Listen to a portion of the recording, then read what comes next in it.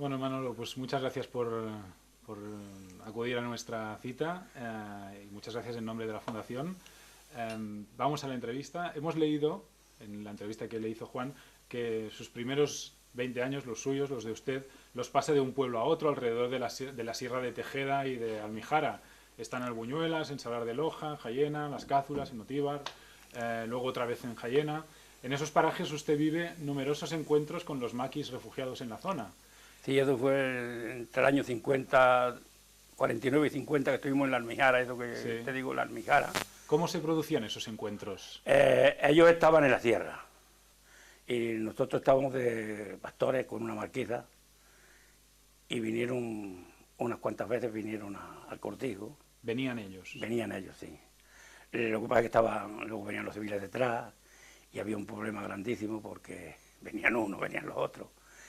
Ellos con nosotros se portaron bien, siempre dijeron que diéramos conocimientos, se llevaban lo que había de comer, alguna vez lo pagaron, la última vez me acuerdo que ya estaban, porque ya estaban muy mal, estaban los últimos, y bien, y en Calle Buende pues yo entonces tenía 17 años, entre 17 y 18, y ahí donde me empezó a mí a despertar la cuestión de la política, porque ellos más o menos explicaron algo de la República. ¿Cuántos venían? ¿Eran... La primera vez me acuerdo que no... eran bastantes. Luego vinieron 10 o 12. 10 o 12. Sí, que me acuerdo que hicieron 2 corderos de los ovejas. Los hicieron allí los guisanos y estuvimos allí comiendo con ellos. Y ahí era que luego mi padre al final lo metieron en la cárcel por aquello. Sí. Y no lo mataron de milagro. ¿Y qué conversaciones mantenían con ellos?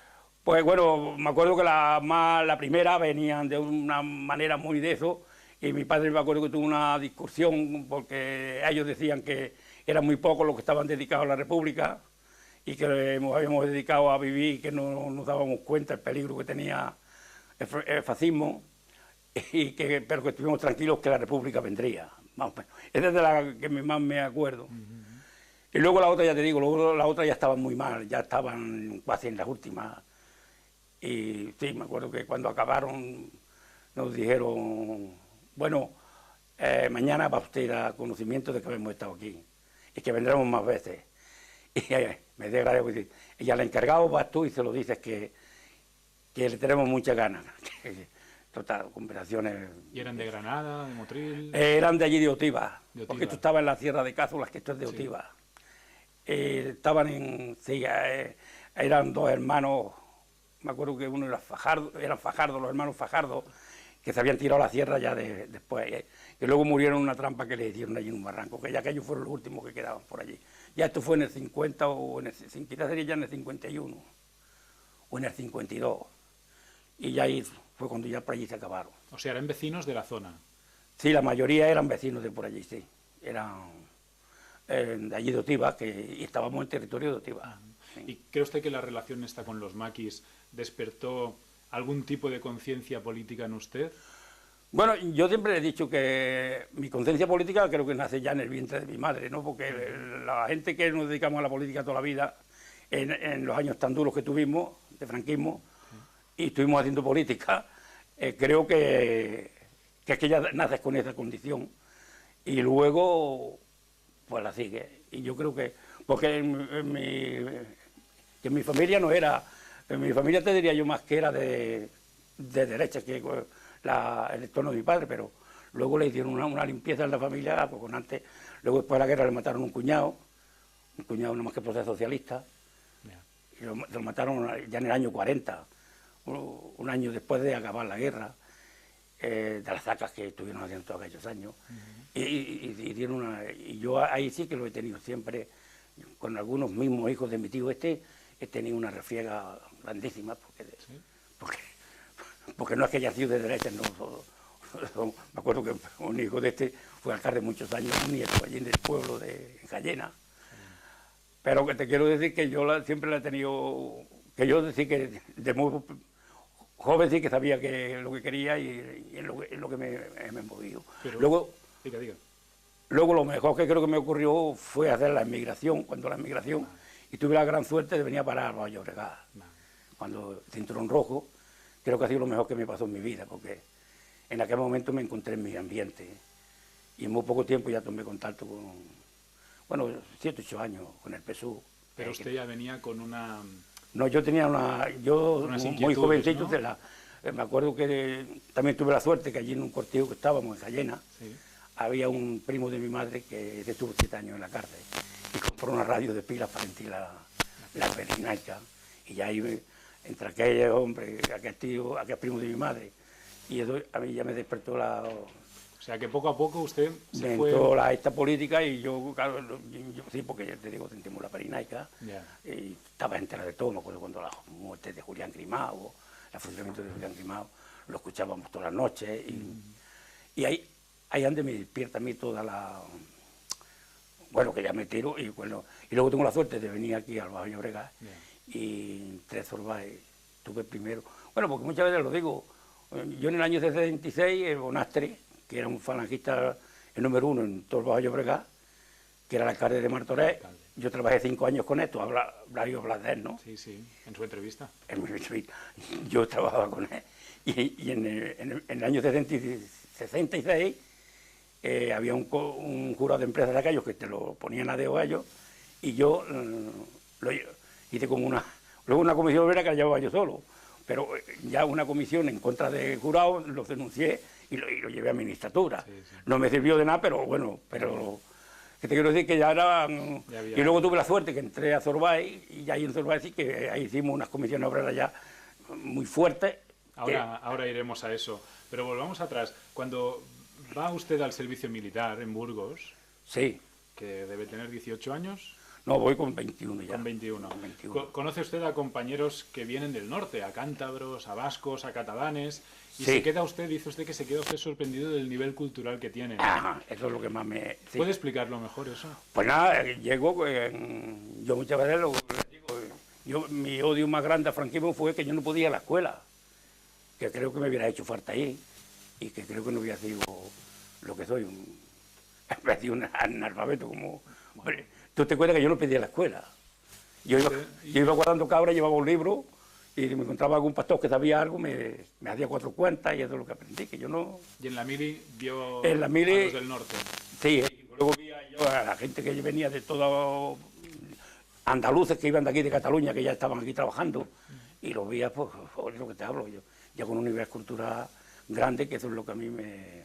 ¿Cómo se sintió usted en comparación con ellos? Hombre, pues me veía que éramos una pobre gente, que éramos analfabetos todos, la mayoría, y teníamos un nivel de cultura muy bajo, y luego te juntabas con esta gente que yo, por cierto, tuve buenas amistades, con gente que había de aquí y allí, y con gente de Santander, tuve una gente de la Torravega, tuve muchísimas buenas amistades, pero ¿a dónde van a parar ellos con nosotros? ¿Qué te iba a decir? Y en ese momento, Manolo, a los 21 años cuando usted iba a la mili, ¿qué sabía usted de estas zonas de España del norte? ¿Qué sabía usted de Cataluña? No sabía nada. ¿Nada? ¿No le habían oído? Nada, no. ¿Se imaginaba algo? No, yo no tenía ni idea. Ya me acuerdo que había uno que era de Almería, se llama muy majo, que fuera el que me enseñó un poco a leer y escribir, y el que primeras cartas que le escribía yo a la novia, me las escribía él. Claro. Uno que había ido de aquí, y era de Almería. Pero llevaba aquí ya una pila de años, había estado aquí en el colegio. ¿Había estado en Cataluña? Sí, no, iba de aquí de Cataluña, sí, iba a la mili, pero era catalán, vamos. ¿Y qué le contaba ese chico de Cataluña?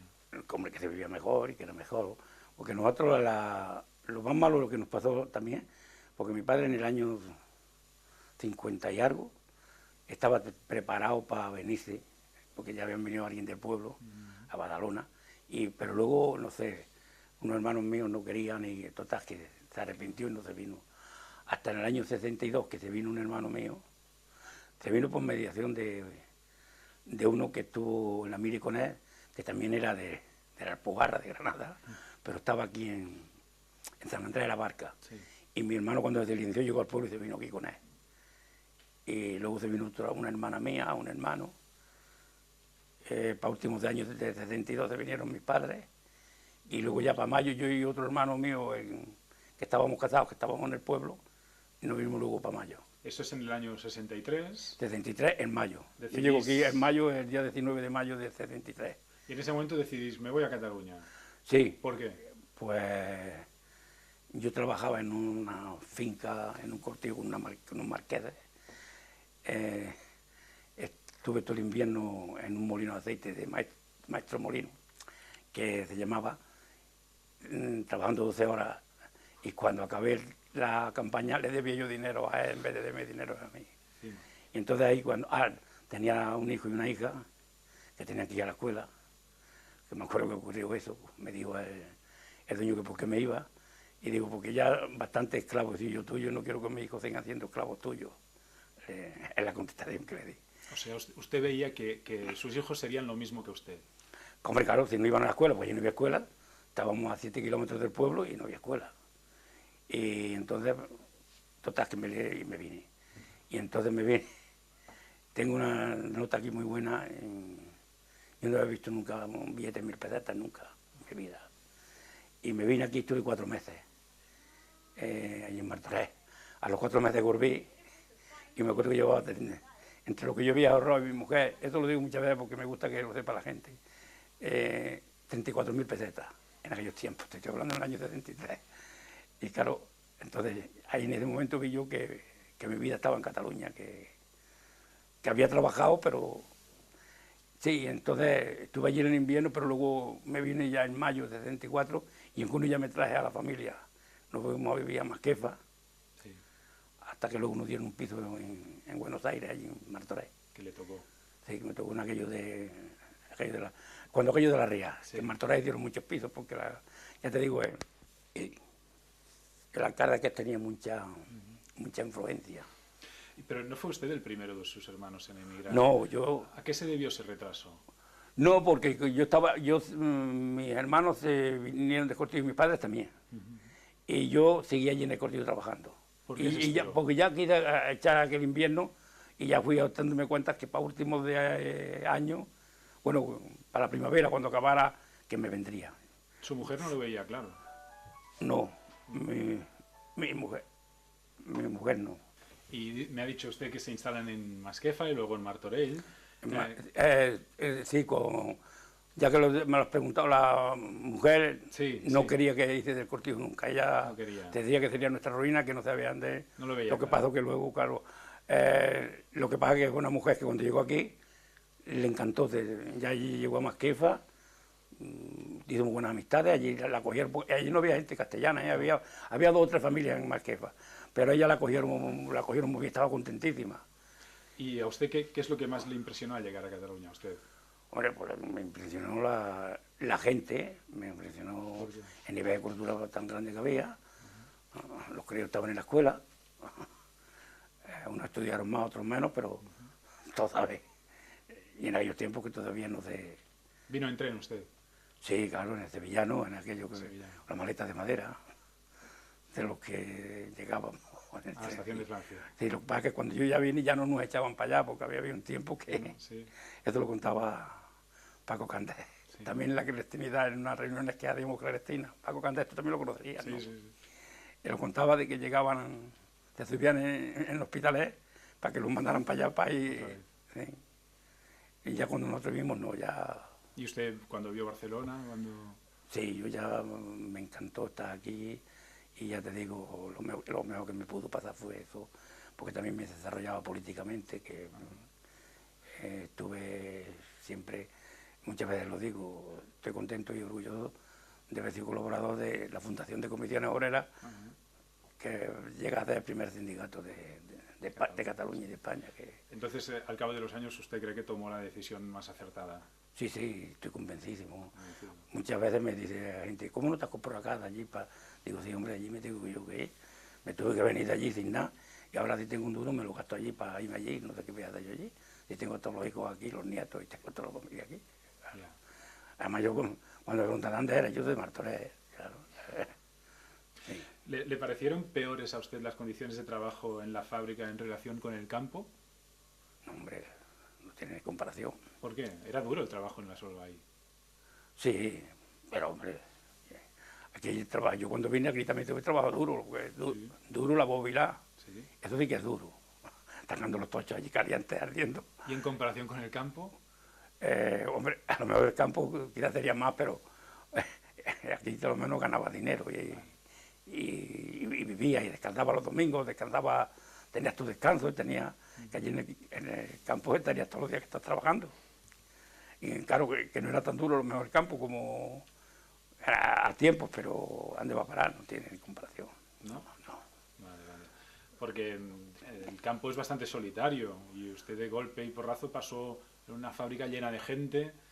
Bueno, ¿Eso sí. cómo lo vivió? No, yo bien, porque yo siempre me ha gustado la gente, me ha gustado relacionarme. Yo, si estoy contento en esta vida de algo, es que me dejamos buenos amigos por donde quiera que he ido, que es lo mejor que te puede ocurrir, ¿no? ¿Y cree usted, en la fábrica, usted fue uno de los que organizó a los trabajadores para que pidieran sus reivindicaciones? ¿Cree usted que es más fácil, organizar a los obreros de la fábrica que a los jornaleros del campo? Sí, hombre, toda la vida. ¿Por qué? Porque sí, porque se los tienen en la fábrica, y el campo, pues claro, unos están por un lado, otros están por otro, y luego que en aquellos tiempos allí no había reivindicaciones de ninguna clase. Me acuerdo que nos apuntábamos a eso de la hermandad de labradores,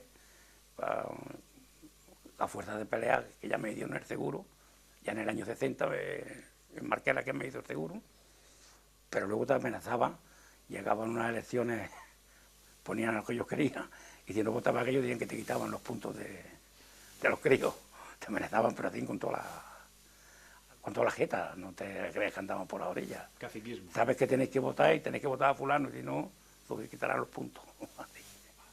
Aquello era muy duro. Y aquí no, aquí ya, pues mira, peleaba por tus derechos, ganaba dinero para vivir, trabajaba, pero ganaba y cobraba, y andaba para.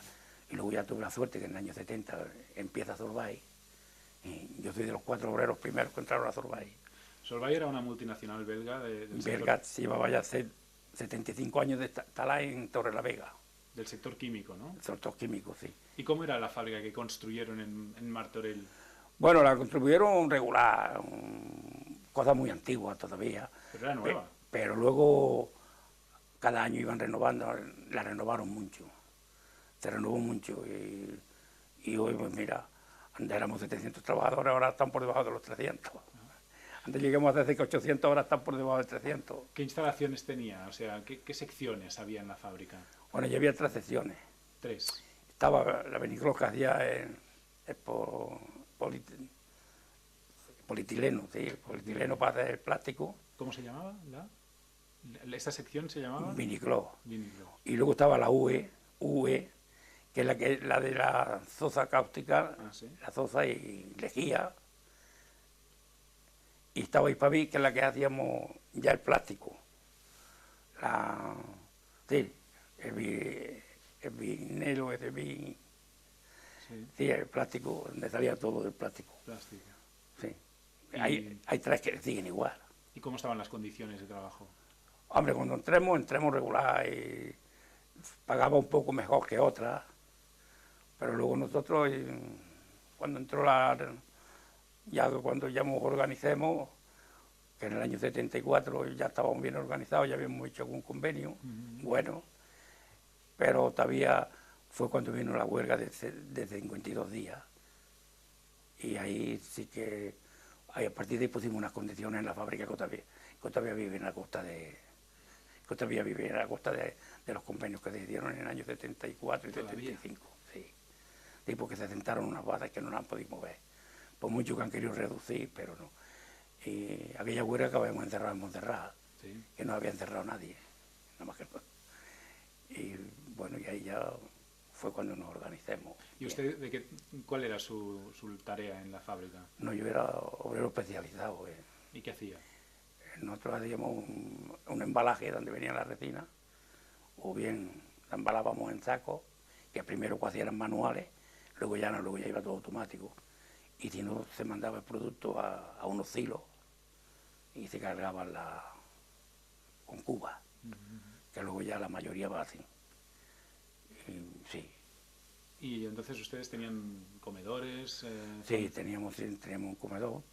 Nosotros trabajábamos 7 días seguidos. 7 días seguidos. Y luego descansábamos 2 y 3 y 4. El fin de semana que teníamos lo teníamos desde jueves a mediodía hasta el lunes por la noche. era la fiesta, que digamos, la larga. Luego trabajábamos de martes, de martes al otro martes, Sí. no, de miércoles a martes. Vale. Lo que pasa es que luego, como se fue reduciendo las jornadas, se fueron reduciendo, nosotros teníamos horas suplementarias y entonces hacíamos varios días. Me acuerdo cuando yo me jubilé ya teníamos 29 días de suplencia, de que los hacías con ese horario y los tenías que ir haciendo entre semanas. Vale. Habíamos unos suplentes que íbamos dándole fiesta, éramos secciones de 20 y tantos, y ahora hay 4 o 5. ¿Y quiénes estaban al mando? Bueno, había una fabricación. ¿Era gente extranjera? ¿Eran belgas? Bueno, había algunos belgas, pero no. Aquí la mayoría de los mandos venían de Torrelavega. De Torrelavega. Ahí vinieron muchos mandos de Torrelavega. ¿Y eran gente afecta al régimen? ¿Tenían...? Había de todo. Sí, venían la gente de Santander, que eran muy... Estaban, cuando les hacíamos las huelgas, eso se ponía enfermos algunos, porque decían que como podíamos parar la fábrica, que grandes no ganábamos. Y claro que no lo ganamos, pero lo queremos ganar mejor, porque mejor se lo ganan ellos. Sí, había... Bien. Sí, fue una lucha muy buena, muy buena, muy buena. Y de belgas también había, ¿no? Había un tal Lon o... Luego, ese fue el primero que yo hablé, sí, ese era el jefe personal que vino, que cuando la huelga lo echaron. ¿Lo echaron? Se lo llevaron a Barcelona, lo quitaron del medio, porque había sido muy blando. Ah, ¿sí? Sí, no estaban... Bueno, es que se ve que cuando eso pasa como en todo, ¿sabes? Cuando hay algún problema gordo, alguno tiene que cortar la cabeza. Y no era Martí, era un tío que se podía negociar con él. Aquel tío se negoció bastante. En general, ¿cómo dirigían la empresa los directivos? Bueno, estaba el jefe de fábrica, el director, digamos, que era borrachero, tal borrachero, que también era buen tío. Y luego de ahí salían los apartamentos. Cada fábrica que te he inventado tenía un jefe de fabricación. Luego estaba el segundo y luego en cada sección había un encargado. Vale. Y algún enchufante más de día también, ¿no? ¿Eran muy duros o...? Sí, había algunos durillos, pero lo que pasa es que nosotros éramos más duros. Nosotros habíamos aprendido a ser tan duros que no... Yeah. que tenemos... Había 2 o 3 de Torrelavega que hubo que enseñarlo. No, y aprendieron, muchos aprendieron. Sí. ¿Cómo era un día en la fábrica? O sea, cuando llegaba usted, los turnos, el comedor, la relación con los compañeros, ¿cómo eran las horas? Te diré, yo estoy muy contento porque me acuerdo que la sección nuestra era envidiable y no sé por qué era. Me acuerdo que me cambiaron una temporada porque habíamos 2 en el comité en la misma y entonces me negoció conmigo el jefe, me llamó, que por qué no me iba yo a la otra, que no había ninguno, que así lo teníamos mejor para salir a las reuniones. Vale. Y no dejar ahí, vale. Y cuando llegué a aquella, vi que cada uno comía en una punta de la mesa, no se hablaba. Estuve un año con ellos. Cuando acabaron comiendo juntos y no sé lo que era, pero bueno, creo que eso sí que un Paco Español, sí. Siempre, porque Paco Español siempre iba a negociar los convenios. Paco Español es un negociante muy bueno. Sí. Y yo siempre es la fábrica, ¿no? Y Paco Español todavía lo dice muchas veces, que cuando llegaba a la fábrica me decía, ¿qué? ¿Podemos seguir? Y siempre, en fin, que la gente en la fábrica la manejaba muy... Yeah. Sabía yo muy bien cómo iba el asunto. Y tuve la suerte de que todavía me voy a comer con ellos 3 o 4 veces al año, me llama. O sea, hay una amistad. Sí, pero grande. Porque cuando llega usted a Martorell, el movimiento obrero está desactivado hasta que... El movimiento obrero de Molín de Rey para arriba no despierta hasta la huelga de Zorbay, hasta el año 74. No se despierta. Ahí no había nada. Me acuerdo que el primer día que salimos en manifestación, que nos alojaron de la fábrica, cuando empezaba la huelga, al cruzar allí una carretera, llegando a la CNS, una mujer me abrazó, diciendo qué alegría de que del año 36 no había visto una manifestación en Martorell.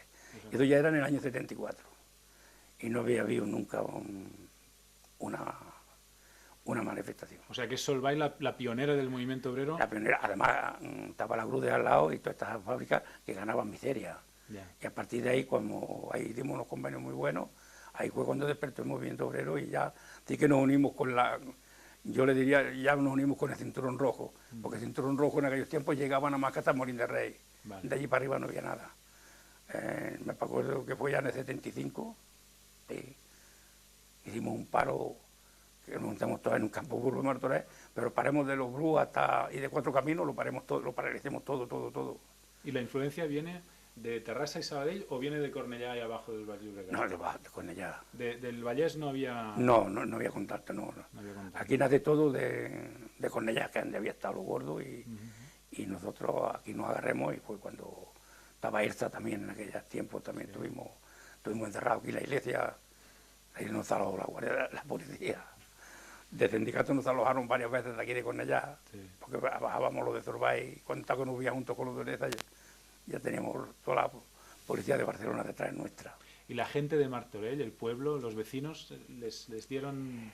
Vecinos estaban un poco reacios, porque es que decían que era lo que es, porque ellos no veían nada más que ganaban uno más que otro. Y claro, yo ya sé que era verdad, ¿no? Pero claro, nosotros no era todo la reivindicación, aunque se hicieron muy buenas. Nosotros lo que hacíamos era una huelga política, que era una huelga que había que acabar con el régimen que teníamos. ¿Pero eso lo sabían los obreros? O sea, ¿ustedes lo decían o no? No, eso no se podía decir. No se podía eso lo decir. sabíamos los que movíamos el catarro. Porque si no la gente no se movía. No, que va, hombre. La gente no podía decir que era una huelga política. No se... Y no se mueve. Eso era una cosa que había que decir que eran reivindicaciones, que la empresa ganaba mucho y que teníamos que tener unos derechos que no los teníamos. Reivindicaciones laborales. Claro, y ahí es donde venía todo. Sí. Pero en el fondo había... No había, era una cosa política. Claro. No me acuerdo que en aquella huelga nos quedaron 5 tíos en la calle. Y había un tal Salgueiro, que era el que llevaba todo el catarro, que era vasco, y este se tuvo que quedar en la calle. Y hasta al final negociaba quedarse él solo. Pero había 5 que no había Dios que lo... Y ya había que acabar la huelga, porque sí que la había que acabar, porque entonces ya la gente ya estaba quemada, ya entraba. Y nosotros lo que queríamos era entrar organizados. Porque la fábrica intentó de poner alguna sección en marcha y no la pudo. Porque había alguna gente adentro, pero eran 4 inútiles, que no, de aquellos pelotillas que no servían para nada. ¿Y estos 5 cómo se llamaban? Había muchos. Pero los 5 que echaron... Estaba Salgueiro, había uno muy bueno que era Bizán, que luego había otro Víctor, había un Ramos que era de la CNT, y luego, cuando ya vino la democracia, entonces hicimos un encierro de 2 meses o así, estuvimos encerrados el comité pidiendo la amnistía para esta gente. Vale. La gente que eran de comisiones no vino ninguno, porque Bizán ya era encargado en Tarragona, vale. Y el de Salgueiro, que para mí fue la llave de todo, ese estaba en Vigo, ese se fue a Vigo, se casó con una de Vigo, y ya tampoco quiso, digo que él no vendría más. Pero admitieron 3, que al final tuvimos de rata que después de que les habían pagado, le habían dado el finito, pero al final logramos de que entraran 3. Sí. Que alguno cuando Diga. Cuando entró, no entró. Cogió 500.000 pelas y se largó, y no entró. Que luego aquello nos criticaron mucho porque decían, mira, estáis ahí encerrados para dar puesto de trabajo y mira yo cómo viene el puesto de trabajo. Pero bueno, nosotros habíamos hecho lo que creemos que teníamos que hacer. Y al cabo de todos estos años y como conclusión, ¿cree usted que valió la pena todo el esfuerzo, todos los sacrificios de la lucha obrera? Toda la vida, hombre. Lo malo que lo estamos perdiendo ahora. Sí. Lo grave es que ahora lo estamos perdiendo.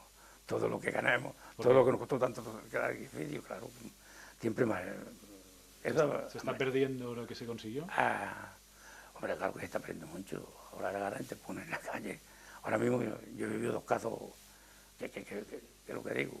Una sobrina mía, porque fue por el Instituto de los Trabajadores de los días delegados, otro día la llamaron 45 días por año y le pusieron la cuenta y la pusieron en la calle.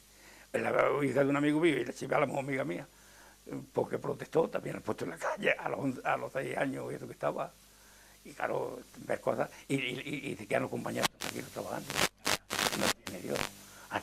Cualquiera echaba en el sorbacín, uno así como así. ¿Y cree usted entonces que la lucha obrera y sindical sigue siendo necesaria? Hombre, para mí sí. Además, quiera o no quiera, los sindicatos están ahí. Para mí, muchas veces me dicen algunos, ¿cómo que sigues afiliado al sindicato? Digo, porque a mí me borrarán mi hija me borrarán del sindicato cuando me muera. Mientras que viva, estaré afiliado al sindicato, porque para mí me ha dado muchísima satisfacción y estaré toda la vida en el sindicato, claro. ¿De qué se siente más orgulloso usted? De varias cosas. De la política me siento mucho porque siempre he estado, y luego cada vez veo mejor que siempre he estado en el sitio aceptado, para mí, para otros mejor no, pero yo empecé a militar en el PSUV muy pronto, contado que tú me contacto con él, porque era el único partido. Si querían militar en algún partido era el PSUV, no había otro. En aquel momento no había nadie, luego después salieron muchos. ¿En qué año empieza usted? Yo ingresé en el 74, sí, ingresé en el partido, pero luego ya lleva tiempo con eso. Pero cuando ingresé con muchísima, repartía la propaganda de toda la comarca y hay unos guardias civiles retirados allí que me dicen, ¿cuántas noches me tuviste sin dormir, cabrón? Digo, pero no tuviste cojones de cogerme, le digo yo ahora, y es la verdad. Mi mujer toma la ventana y un coche toda la noche vigilando. Tenía la casa, hacíamos las reuniones de partido, hubo que quitarla porque vimos que ya los teníamos encima. Sí, pero de todo no me arrepiento de nada de lo que hice. ¿Siente usted que hicieron historia? Hombre, si no hubiéramos hecho historia a lo mejor no estaría yo aquí, ¿no? Si estoy aquí, ¿no? Digo yo, creo que sí, que hemos hecho historia de lo que, porque era muy duro. En aquellos tiempos, pues ya sabes. Y lo que tuvimos suerte, que fuimos escapándonos, que no nos cogieron, pero la militancia había que hacerla. Sí, porque ahora se cuenta así como muy romántico, pero lo pasaron mal, ¿no? Sí, hombre, claro, estaba siempre calestrino y siempre... Lo que pasa, yo me lo tomé aquello...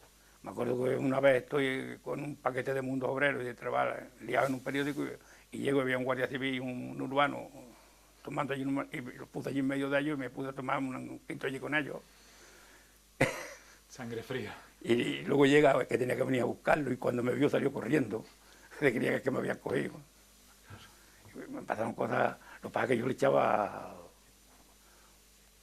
que estaba siempre, y siempre estaba haciendo algo, sí. Pero te digo, ahora hay guardias civiles que me lo dicen, me acuerdo que el año pasado me operaron de una rodilla, iba con unas muletas y un guardia civil que era guardia civil. Dice, anda, que si ahora tuvieras que correr como corrías por la montaña, que cosas de esas te pasan. Pero yo de eso siempre estaré contento. Bueno, Manolo, pues muchas gracias por tu tiempo y por... Aquí estamos para lo que haga falta. Muchísimas gracias, ya estamos.